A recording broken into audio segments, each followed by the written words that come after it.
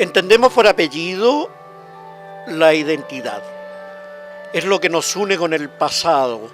El apellido es nuestra característica identitaria. Pero no siempre el apellido ha sido lo mismo. ¿Cómo nacen los apellidos? ¿Por qué tenemos apellido? ¿Siempre han sido iguales los apellidos? Esas interrogantes vamos a ir develándolas ahora. En general, los apellidos nacen alrededor del siglo X en Europa. ¿Y por qué en Europa? Porque en otras partes, en otros continentes, no existe el concepto de apellido como forma de identidad, diferenciándolo del nombre. Ahora, el siglo X aparecen estas señales identitarias en la Europa medieval como parte también de una situación sociopolítica. Es parte de un cambio social que se está produciendo, en que la persona requiere una identidad. Entonces, tenemos que entender, primero, que el apellido es propio de una cultura europea, que no siempre ha sido lo que es hoy día. O sea, hoy día existe por las legalidades en varias partes del mundo, pero en origen es un apellido propio de Europa. De hecho, el sistema de apellido que nosotros tenemos en Chile proviene directamente del sistema español. Eso es importante porque nosotros tenemos el nombre, ¿no es cierto?, de repente un segundo nombre y hasta un tercero, pero después tenemos el apellido, el paterno primero y el apellido de la madre en segundo lugar. Y eso se da en España.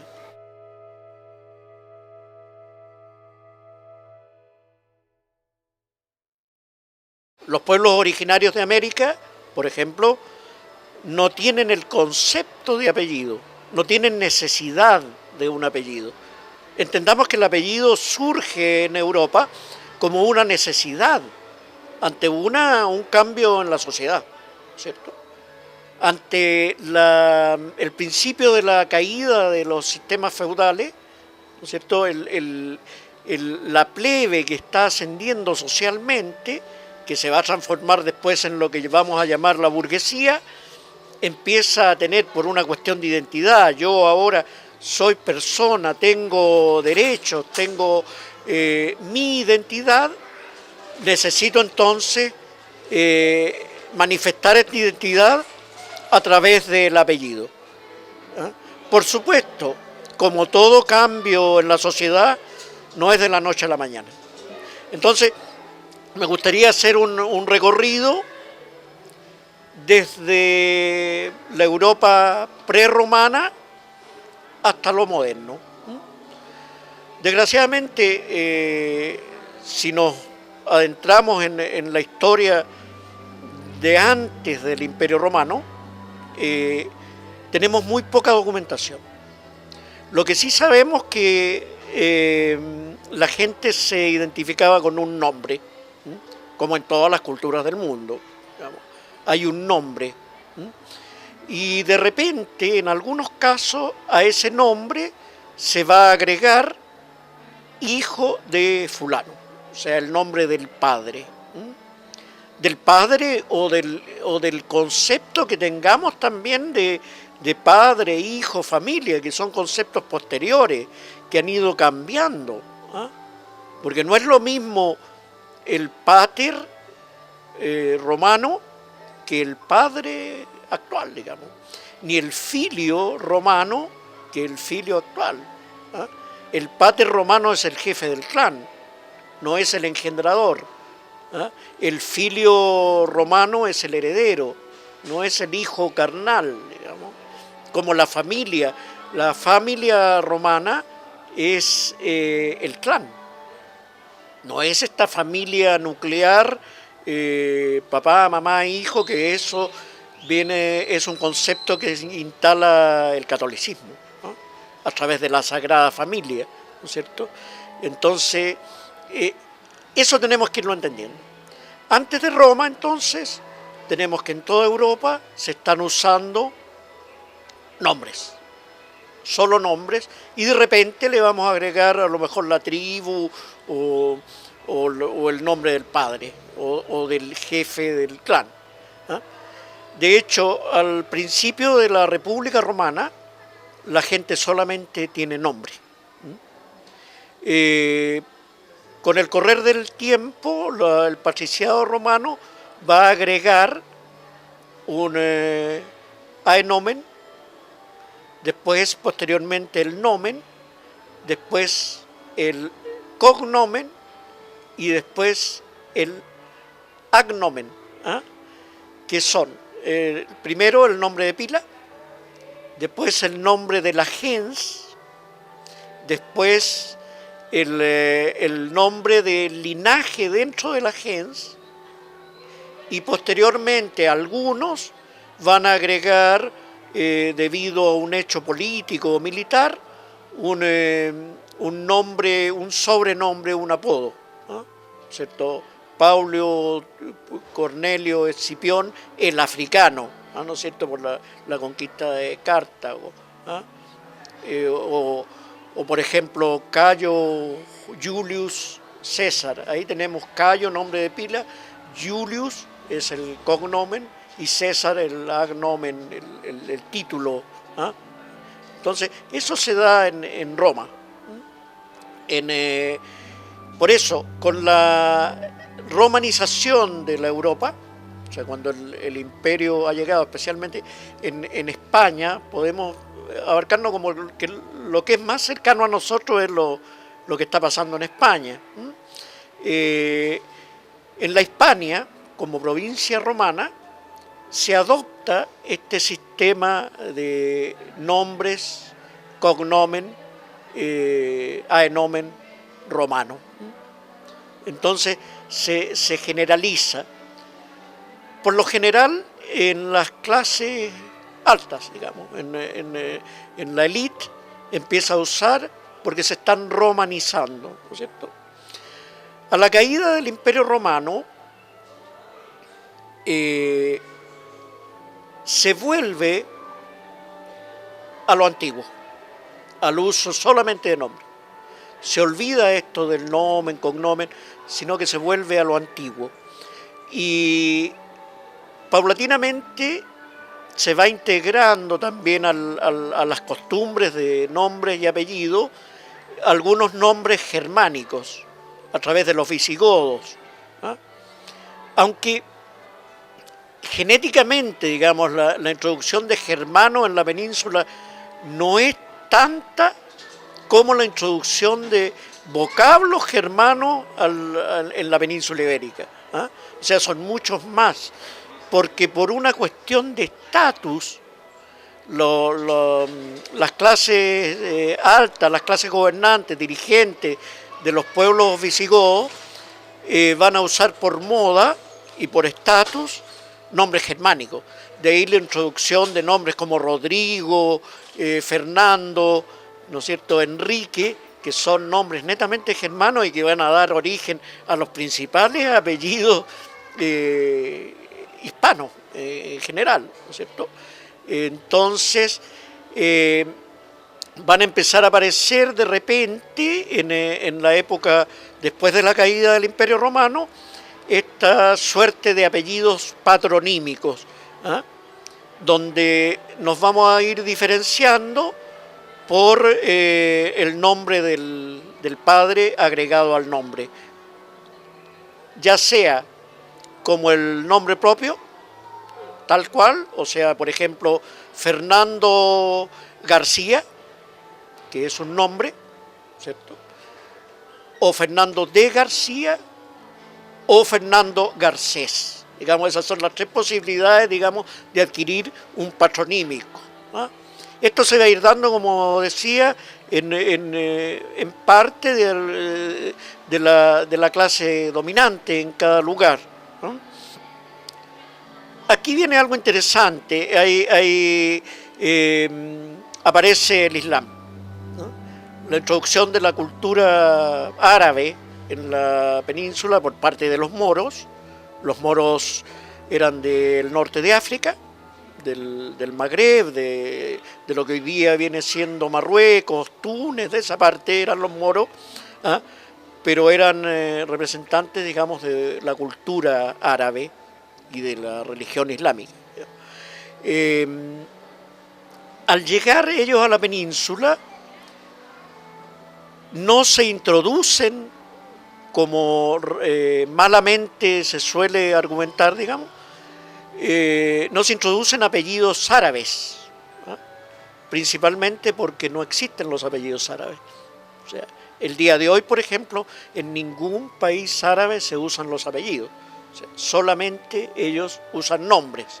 Tienen un sistema de primer nombre, segundo nombre, tercer nombre y cuarto nombre. Y se usan todos.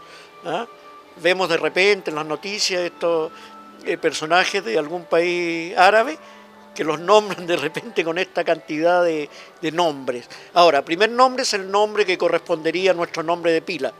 Segundo nombre es el nombre del padre. Tercer nombre, el nombre del abuelo. Y cuarto nombre es la tribu. Ese es el día de hoy. Bueno, en tiempos de los moros, ellos usaban solamente un nombre y el patronímico, o sea, hijo de, que eso era representado por el Abu o Ibn, que era lo que, y el Ben, ¿no es cierto? Ben Yusuf, Ben Nazar. Ahora, lo importante de la introducción del Islam en la península ibérica es que los moros dejan en la península una gran cantidad de topónimos en lengua arábiga, que posteriormente son tomados por los hispanos como apellidos. Entonces, por eso nos encontramos con el apellido Alarcón, Almonacid, Altamirano, Alfaro, que nos van a parecer de origen árabe, aunque no todas las palabras que empiezan con al son árabes. Eso también es una suerte de confusión, el creer que todo lo que empieza con al es árabe. No es así.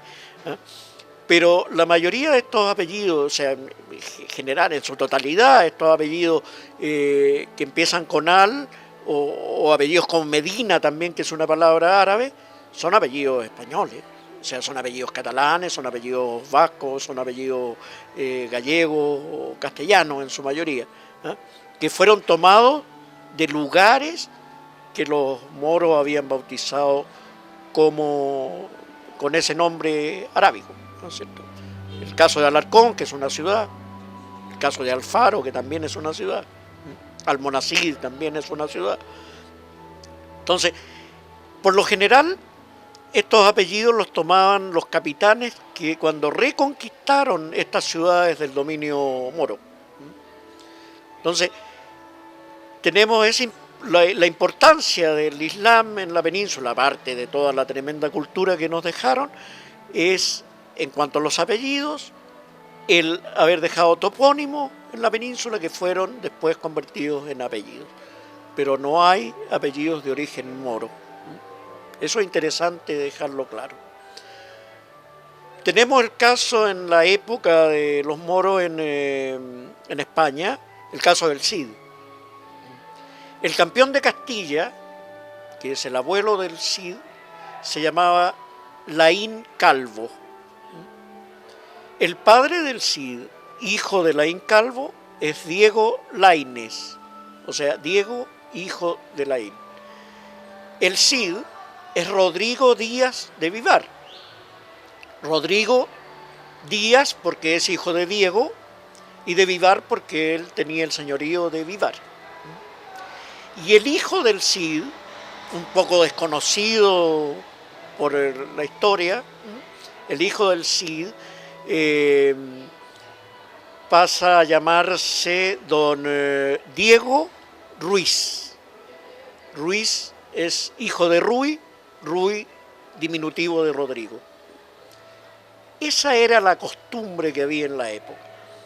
Ahora, posteriormente, alrededor del 1500, 1600, en algunos lugares de España, específicamente en Extremadura, parte de Galicia también, se utiliza la costumbre de al primer hijo se le pone el apellido del abuelo paterno. El segundo hijo lleva el apellido del abuelo materno.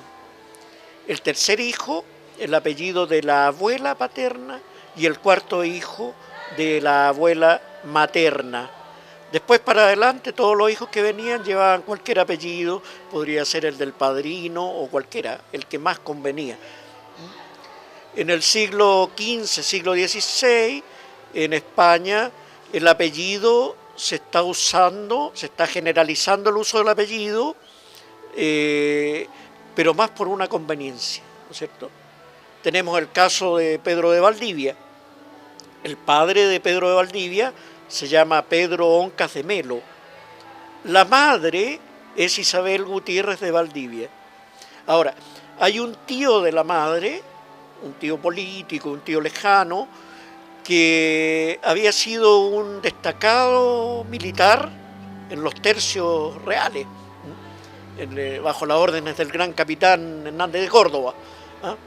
Entonces, y se llamaba Pedro de Valdivia. Entonces, don Pedro, nuestro fundador, digamos, adopta el nombre de Pedro de Valdivia porque le convenía, porque él sigue desde muy joven la carrera militar. Allí hay una conveniencia. Ahora, tenemos que tomar en cuenta que estamos hablando de una época en que no existe una legalidad con respecto a los apellidos, porque la legalidad viene mucho después. Los apellidos, tal como los conocemos hoy día, datan del siglo XIX. O sea, alrededor de 1850 empieza a aparecer casi en toda Europa y en América especialmente, los apellidos ya de forma legal. Y eso es también por un cambio en la sociedad, ¿cierto? Porque ya el apellido deja de ser, como había sido en el siglo X, en el siglo XII, una forma de identidad personal, sino que pasa a ser una necesidad del Estado el que la gente tenga apellido, por una cuestión de control, de dominación, ¿no es cierto? El Estado va a legalizar los apellidos. Ahora, si bien es cierto en el siglo X, XIV, hay una semilegalidad, realmente en el siglo XV, la Iglesia Católica empieza a tomar en cuenta la generación espontánea de estos apellidos que están apareciendo en diversas partes, y de esta gente que está siendo independiente de los poderes feudales, en España especialmente, donde tiene mucho que ver la invasión de los moros, donde la gente vive mejor bajo las provincias que están gobernadas por moros. Tienen libertad de religión, les están entregando tierra, los ejércitos son pagados, cosa que no está ocurriendo en la España cristiana, donde al que no es cristiano se le persigue. En las taifas moriscas, ¿no es cierto?, es permitida cualquier religión siempre que pague un tributo, ¿cierto?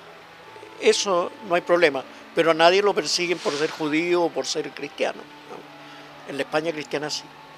Entonces, hay gente que se está saliendo de estos poderes, ¿no es cierto?, a través generalmente de los de los oficios que se están haciendo independientes, están naciendo las ferias como lugar de intercambio, ¿ah? El comercio, está naciendo la banca.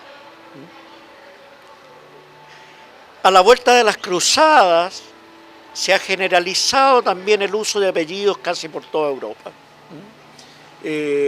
También porque ya está apareciendo gente que se está independizando de los poderes y que posteriormente van a ser llamados la burguesía. Por eso son los habitantes de los burgos, que son las nuevas ciudades que se están creando, ¿no? Allí es donde por una cuestión de necesidad están apareciendo los apellidos, una necesidad identitaria. Estoy orgulloso de lo que soy, ¿no es cierto? Entonces a mi nombre le agrego el apellido. Entonces vamos a encontrarnos con diferentes tipos de apellidos. Hay diferentes... El problema es que en este estudio no podemos asegurar de que haya sido así. Podemos suponer, ¿cierto? El primer grupo de apellidos, que es el más numeroso y el más antiguo, es... existen diversos grupos de apellidos. O sea, los apellidos los podemos clasificar en grupos que de repente no son tan exactos o que trascienden de un grupo a otro. Los apellidos más numerosos son los llamados patronímicos, o sea, este sería el primer grupo de apellidos. Patronímico significa nombre del padre, o sea, todos los apellidos que derivan de un nombre propio son llamados patronímicos. Por ejemplo, en Castilla, Fernández, hijo de Fernando, Rodríguez, hijo de Rodrigo, o bien García o de García. García es un nombre. Recordemos al gobernador de Chile, García Hurtado de Mendoza. El nombre de él es García.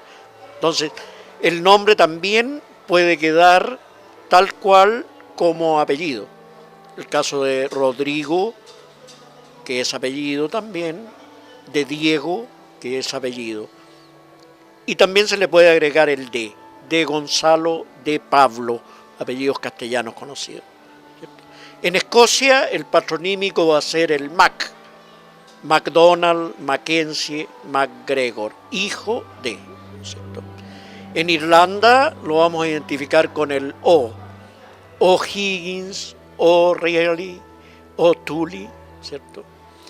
En Rusia el patronímico va a ser la terminación Ov, Alejandrov, Ivanov, Petrov. En Inglaterra tenemos dos formas. La más antigua, que es el prefijo Fitz, Fitzgerald, Fitzroy, ¿no es cierto? Y después, en el inglés moderno, el son, ¿eh? Johnson, Wilson, Adamson. En los franceses se va a anteponer un de Jean, de Paul, ¿no es cierto? En los holandeses va a ser el Van der, ¿no es cierto? Hijo de, porque el Van solo es el toponímico. Ya vamos a ver lo que son los toponímicos. Y así, en todas las culturas tenemos los apellidos patronímicos, que son los más antiguos. Ya veíamos como al nombre en la antigüedad se le agregaba también el patronímico, el nombre del padre. Una reminiscencia de ello es la creación de estos apellidos de carácter patronímico. En segundo lugar, tenemos los apellidos toponímicos. Aquí tenemos dos tipos. Los toponímicos mayores, que son los nombres de ciudades, de villas o de pueblos, y los toponímicos menores, que son accidentes geográficos, o sea, apellido río, apellido lago, apellido Otero, ¿no es cierto? Otero es un cerro pequeño, todo lo que es accidente geográfico, o nombres de algunos ríos, de algunos cerros, de algunos, qué sé yo, lagos, o todo lo que sea una península. ¿Sí? También tenemos, aunque aparte de estos toponímicos, aunque están relacionados, los apellidos gentilicios. Esto es interesante. Gentilicio es el que está indicando como natural de algún lugar, ¿no es cierto? Apellido navarro, apellido gallego, apellido castellano, apellido aragonés, apellido malagueño, ¿no es cierto? Esos son apellidos gentilicios. Ahora, ¿qué es lo importante de estos apellidos? Que aplicando una mala lógica, suele decirse y suele aparecer en diccionarios de apellidos, por ejemplo, Navarro, apellido originario de Navarra. Resulta que el apellido Navarro no es de Navarra.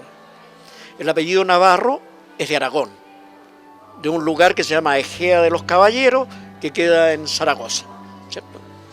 El apellido gallego no es de Galicia, el apellido gallego es castellano. El apellido catalán es de Aragón y el apellido aragonés es de Cataluña. Por último, el apellido España es francés y el apellido Francia es español. Y ahí está la verdadera lógica que hay que aplicar. ¿Por qué? Porque a nadie en España le van a decir de España, pero en Francia sí. O sea, la condicionante para que exista este apellido gentilicio es que la persona esté en otra parte. O sea, el apellido nace en otra parte. A mí nadie aquí en Santiago me va a decir santiaguino, pero en Arica sí, ¿no? Entonces, es interesante porque de repente el facilismo nos hace pensar de que sí, efectivamente el apellido Santiago es de Santiago de Compostela, y no es así. Entonces, eso con respecto a los apellidos gentilicios. Ahora, independientemente de que el gentilicio sea procedente de tal lugar, también puede ocurrir que a una persona le hayan dicho el gallego porque toda su vida estuvo hablando de que iba a ir a Galicia y nunca fue, pero era conocido como el gallego. Porque no hay una cosa que no tenemos que olvidar. Apellido viene de la palabra latina appellus, apelar, hablar de, llamar a alguien. Apellido, apelativo, sinónimo, sobrenombre. O sea, el apellido es un sobrenombre, es un apodo. Entonces no tenemos la seguridad de que en un apellido toponímico la persona haya sido efectivamente del topónimo que está nombrando. Porque ocurre, por ejemplo, el apellido Sepúlveda, el que llevó primero el apellido Sepúlveda, no era de la ciudad de Sepúlveda, sino que el apellido lo toma el capitán que reconquista la ciudad de Sepúlveda de manos de los moros y por eso pasa a ser de Sepúlveda. Otro grupo de apellidos importante es el apellido relacionado con un oficio o una profesión. Especialmente los apellidos que son oficios, los encontramos en los pueblos germanos. La mayoría de los apellidos germanos son oficios. Ahí tenemos, por ejemplo, Smith, herrero, Wagner, cochero, ¿cierto? Schuster, zapatero, y así. Si nos empezamos a fijar en los apellidos, si los traducimos, aunque los apellidos no se traducen, porque eso también es importante, los apellidos no tienen significado, lo que tiene significado es la palabra. Ya vamos a ver por qué. Pero decía yo, los apellidos por oficio se encuentran mayoritariamente en los pueblos germanos. ¿Y por qué? Porque es en Germania donde existe existe un feudalismo mucho más recio, ¿no es cierto? Hay una división social muy marcada en los países germanos. Entonces, la gente que está empezando a tener apellido justamente son los oficios que se están independizando del poder feudal. Ahora estos oficios se van haciendo hereditarios, lo que también es interesante porque los apellidos son hereditarios en la medida que el oficio es hereditario. Y ahí empiezan a ser, especialmente en estos apellidos por oficio, hereditarios porque el oficio es hereditario. ¿Ah? Eso es lo interesante. Eso no quiere decir que en otras partes no existan estos apellidos por oficio. En España también los existen, pero en mucho menor número. Existen apellidos zapatero, herrero, ¿no es cierto? Son pocos los apellidos por oficio, pero sí existen, o apellidos, que es otro grupo de apellidos, que van a ser con nombres de animales o plantas, pero que algunos también están veladamente relacionados con un oficio. O sea, el apellido Vaca, ¿no es cierto?, bien puede ser un tipo que era vaquero. Vaquero también existe como apellido, pero el apellido Vaca puede ser de un criador de vacas que le decían el Vaca. ¿Ah? No quiere decir que el tipo era mala gente, con la acepción de hoy día. También tenemos que entender que las palabras que formaron estos apellidos en la España medieval, de repente no son las mismas palabras que usamos hoy día, no tienen el mismo significado. ¿Ah? Cuando hablamos de pan en la heráldica, en la Edad Media, estamos hablando de una medida, no de lo que se come, no es el pan que se come. O sea, de hecho al pan se le empezó a llamar pan porque tenía la medida de pan. Entonces, eso tenemos que considerar. Hay otro grupo de apellidos que se da mayoritariamente en los reinos castellanos, que es el apellido adjetivo. O sea, lo tenemos de varios tipos, ya sea por una característica física o por una característica moral, digamos, ¿eh? Porque tenemos como apellido todos los tipos de pelo: rubio, moreno, calvo, crespo, bermejo, que es colorín, ¿no es cierto?, son apellidos. Apellido grande, apellido chico, apellido delgado, apellido gordillo. Y también tenemos apellidos que son cualidades, como valiente, ¿cierto?, apellido guerrero, apellido que puede ser irrisorio, apellido orejón, apellido cabezón, apellido can seco. Si descomponemos, ¿no es cierto?, can seco, perro seco, ¿no es cierto? Entonces, estos apellidos, debido a los últimos que nombré, tienen un ingrediente irónico. Entonces, no tenemos seguridad de que el primero que le llamaron delgado efectivamente haya sido delgado y no haya sido gordo. O sea, porque el apellido por adjetivo está funcionando irónicamente, y de esto hay documentación. ¿Eh? Hay una serie de apellidos que son duque, conde, varón, rey, pero justamente esos apellidos no corresponden a ningún noble, corresponden a gente que en una villa era muy pobre y se daba ínfulas de grandeza.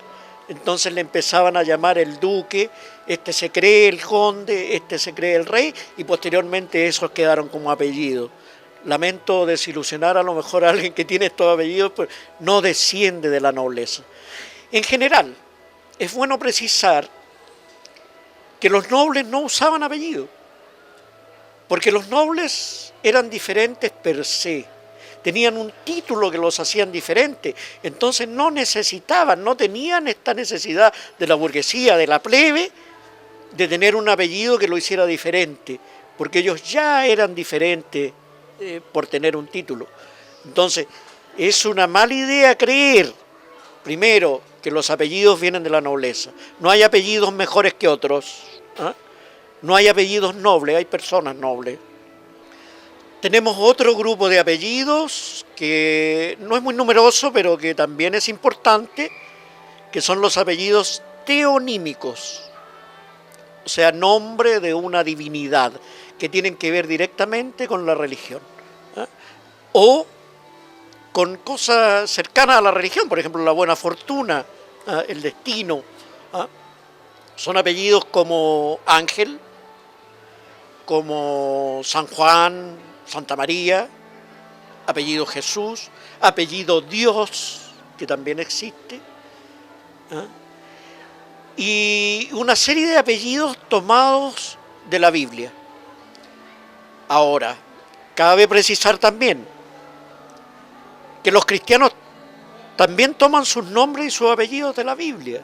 Entonces hay una mala idea de creer que apellidos como Abraham, Jacob, son apellidos judíos. También había cristianos que tomaban estos apellidos directamente de la Biblia, ¿eh? Ya vamos a hablar un poco de los llamados apellidos judíos. Pero en general podemos terminar esta clasificación de apellidos con apellidos que los podemos echar en una caja de desastre porque son apellidos que no tienen ninguna de estas características. Son apellidos raros, principalmente formados por palabras que vienen de otras lenguas.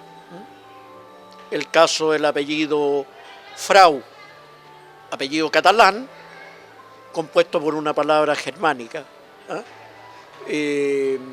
O apellidos que no sabemos de qué lengua, apellido Cádiz, que está tomado de la ciudad de Cádiz, pero Cádiz es una ciudad que fundaron los cartagineses, entonces no sabemos en qué lengua está, si está en fenicio, en qué idioma está puesto ese nombre, no sabemos lo que significa. Ahora es interesante, en cuanto se habla mucho de significado de los apellidos. Hay libros donde significado de esos apellidos, pero los apellidos no tienen significado. Lo que tiene significado es la palabra. Hay tres cosas que es importante diferenciar, ¿cierto? Significado de la palabra que formó el apellido es uno. Significado del apellido es, origen de la palabra que formó el apellido es uno. El origen del apellido en sí es otro. Y el origen de la persona que lleve el apellido es otro. Entonces no hay que confundir. Por eso que de repente, al confundir el origen de una palabra, le damos un significado a un apellido cuando estamos en presencia de palabras homónimas. ¿Qué es un homónimo? Una palabra que es igual, pero que significa otra cosa totalmente distinta. El caso de apellidos vascos, como apellido Caro, que no tiene nada que ver con la palabra latina caro, que significa querido o costoso por lo querido. Caro significa lugar de helechos en lengua euskara, en lengua vasca.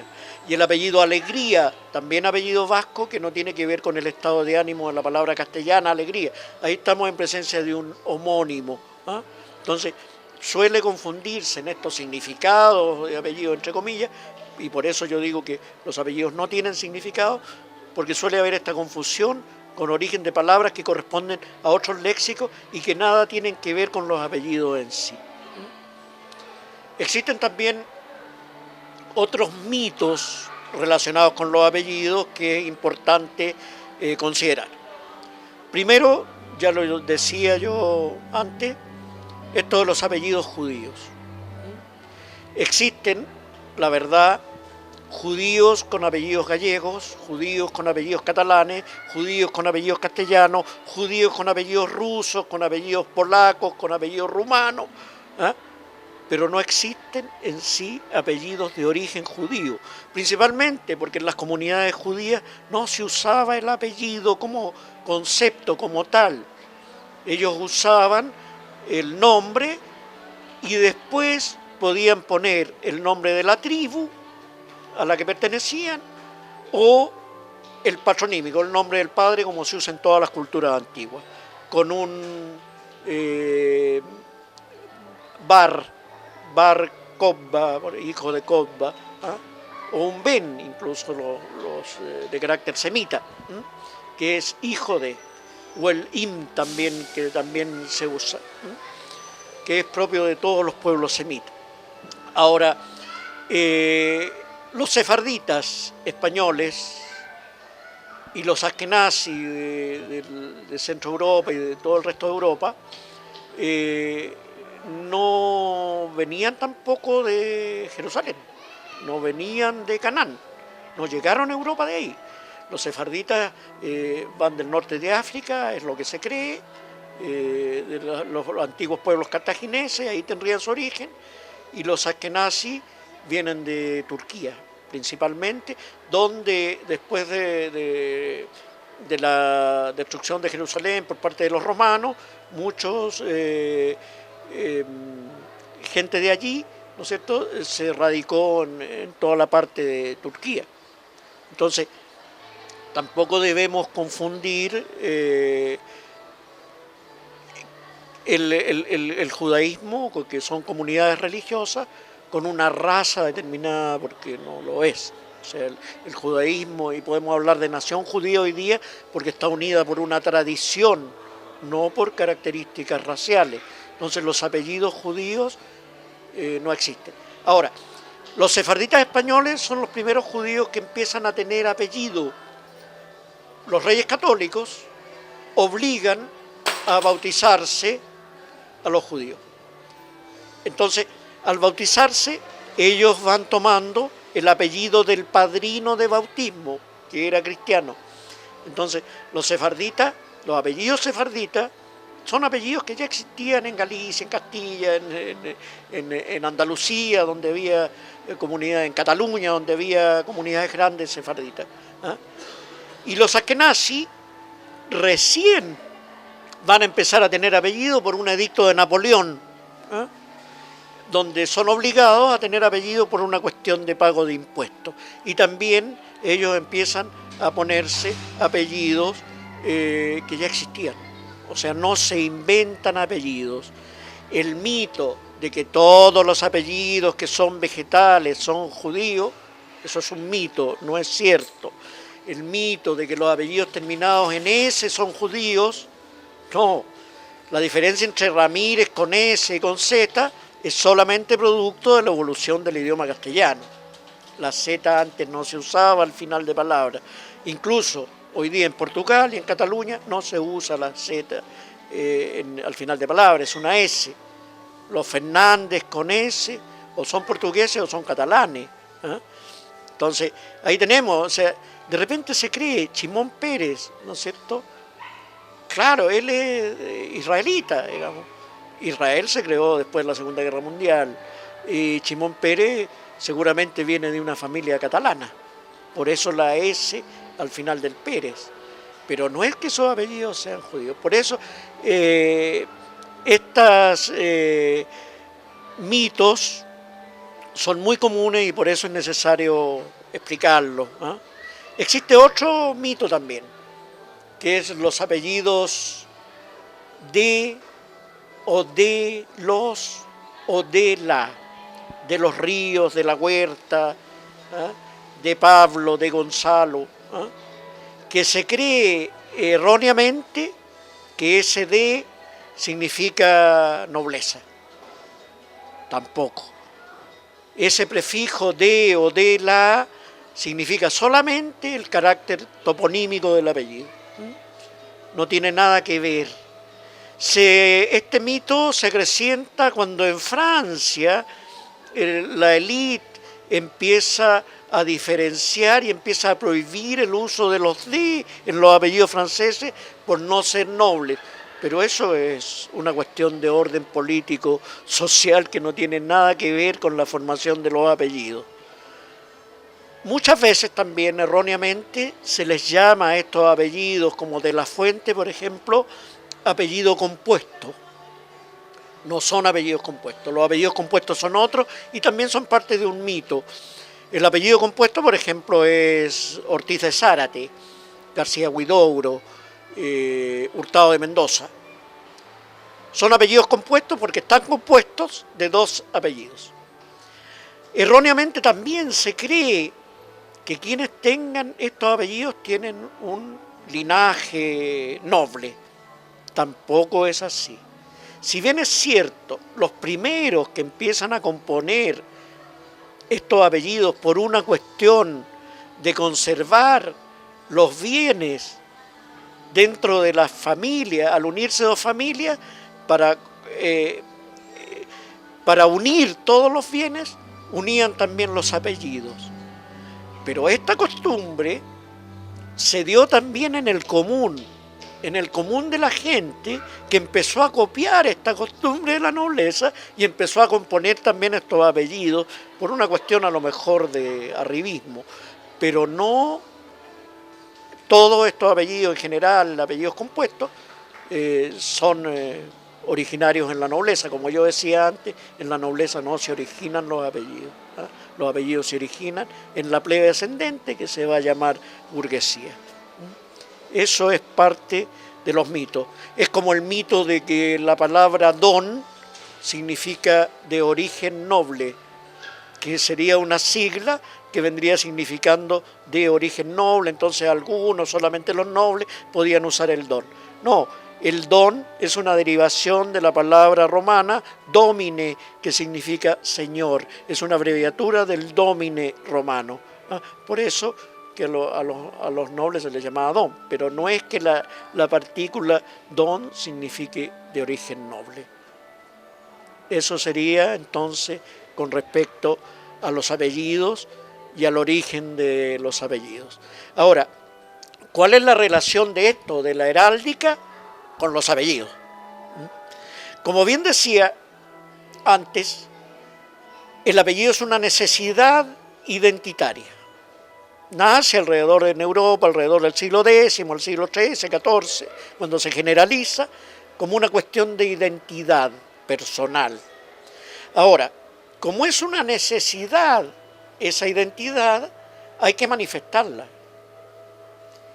Y para manifestarla, ¿qué podemos hacer si no sabemos leer ni escribir como era el común y la mayoría de la gente en el siglo X? Acordémonos que la lectura, la lectoescritura, era parte también de las dominaciones, entonces eran muy poquitos los que sabían leer y escribir. Entonces nadie podía poner fuera de su casa o en el escudo González, porque nadie sabía leer y él no lo sabía escribir. Entonces tenía que recurrir a dibujos. Por eso los escudos heráldicos de apellidos más antiguos son escudos llamados parlantes, porque el dibujo habla directamente del apellido. García, una garza, suena parecido, ¿no es cierto? No es que los García criaran garza, sino que la palabra García se asemeja a la palabra garza, por eso se identifica con la garza. El caso más curioso es el apellido Donoso. Donoso en su escudo pone dos osos. También suena parecido, dos osos, Donoso. ¿No es cierto? El apellido Escobar tiene escobas. El apellido Aguilera tiene un águila. El apellido Figueroa tiene hojas de higuera, figuera en castellano antiguo. La H no existía, era una F. Eso también es importante. Hay mucha gente que dice, no, es que el apellido antes era así y después lo cambiaron de B larga a B corta. Bueno, la B corta tampoco existía. Entonces todos los apellidos eran con B larga. De hecho, la B corta fonéticamente no tiene ninguna diferencia con la B larga. Es una moda que se introdujo de repente y apareció esta letra nueva y que después se le empezó a llamar V, para diferenciarla de la B. Pero esa diferenciación de la B y la B, que nadie ocupa porque todos pronunciamos la B larga y la B corta igual, ¿cierto? No es tal. Eso pueden preguntárselo a cualquier lingüista, a cualquier gramatólogo. Entonces existen muchos escudos heráldicos que llegan a ponerse en los escudos además por una cuestión práctica. Era necesaria la identidad, para identificarme tenía que ser un dibujo y ese dibujo tenía que ponerlo en un lugar visible. El lugar más visible en esa época en que todo el mundo tenía su escudo porque todos iban a la guerra, digamos, una época de guerra, de constantes batallas. No hay ejércitos profesionales todavía, sino que todos los campesinos tienen su escudo y su espada. El dibujo lo pongo en el escudo, que es la superficie que más se ve, ¿no es cierto? Ahí nace esta heráldica de apellidos. Posteriormente hay una desvirtuación de la heráldica a partir del siglo XV, XVI, donde el escudo ya no se usa, ya molesta en la guerra andar con escudo y con armadura, ¿no es cierto? Las compañías de arqueros ya causaron estragos entre la gente que andaba con su escudo solamente. Entonces el escudo pasa a ser decorativo y las clases altas, digamos, se apropian un poco de la ciencia heráldica y aparece esta heráldica que es distinta, que es la heráldica nobiliaria, que no tiene nada que ver con la heráldica de apellido. Ya veíamos antes que los títulos que dan origen a la heráldica nobiliaria no tienen nada que ver con los apellidos. O sea, el conde duque de Olivares en España no era de apellido Olivares y la gente de apellido Olivares no desciende del conde duque de Olivares, que también tiene su escudo. Malamente aparece por ahí apellido, o sea, escudo del apellido Olivares y aparece el escudo del conde duque de Olivares, que no tiene nada que ver. Creo que el apellido del conde duque de Olivares era Guzmán, creo. ¿Eh? Y así, o sea, el apellido Alba no tiene nada que ver con los duques de Alba. Y el escudo, por tanto, los duques de Alba no es perteneciente a la gente de apellido Alba. Esa es heráldica nobiliaria, que después sabemos en el siglo XIX, todos estos escudos y títulos se compraban, especialmente aquí en América. Ahora, cuando yo digo que la heráldica de apellidos es distinta a la heráldica nobiliaria, también hay una base de pensar un poco si existen 30.000 apellidos catalanes que todos tienen escudo. Es decir, no todos los catalanes eran nobles, pues, una cantidad impresionante. Ahora, más todavía, existen más de 25.000 escudos de apellidos vascos. Y entre los vascos no existían ni los condes, ni los duques, ni los marqueses.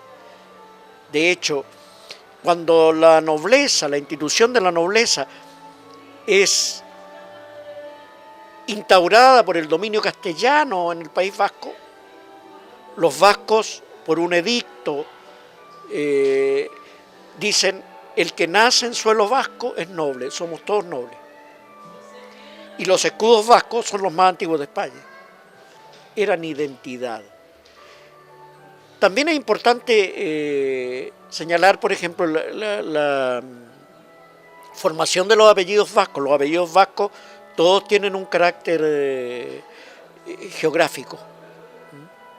El apellido vasco no tiene una traducción literal. El apellido vasco es el que vive en el lugar con tales características. Eso es más o menos la conformación de los apellidos en el País Vasco, que es distinto al resto de la península ibérica. Y todos, como decía antes, todos los apellidos vascos tienen escudo. Bueno, curiosamente, los vascos que llegan a América, que se transforman en la élite dominante, empiezan a erigirse en esta nobleza colonial, que también se van a hacer sus propios escudos, siendo que ellos, por esencia de pueblo, no creían un poco en estas instituciones nobiliarias, que responden a una cuestión política y social, además. No estoy desconociendo ni estoy diciendo que no hayan existido. Sí existieron. La heráldica nobiliaria existe y la institución de la nobleza existió. Pero no es lo que solemos creer, que los escudos de armas los otorgaban los reyes. Yo creo que los reyes están para nada preocupados, digamos, de si alguien tenía o no tenía escudo. De hecho, la heráldica se llama heráldica por una función de funcionarios reales, que eran los heraldos, que cobraban, digamos, por hacer estas listas de escudos. Entonces ese es otro cuento que no tiene mucho que ver con los apellidos. Hay en algunos libros y en algunas páginas de internet, de repente dice, hay gente inescrupulosa que quiere hacer creer que todos tienen escudo, porque los escudos solamente son de los nobles y tienen que tener un derecho a usarlos, y una serie de consideraciones. Bueno, esos son los escudos nobiliarios. Yo hago una diferencia entre heráldica nobiliaria y heráldica de apellidos, que son dos cosas totalmente distintas y que no hay que confundir. Eso, para finalizar esta conversación, espero que les haya servido, que hayan, por lo menos, se haya despertado la curiosidad de indagar más sobre el tema. Muchas gracias.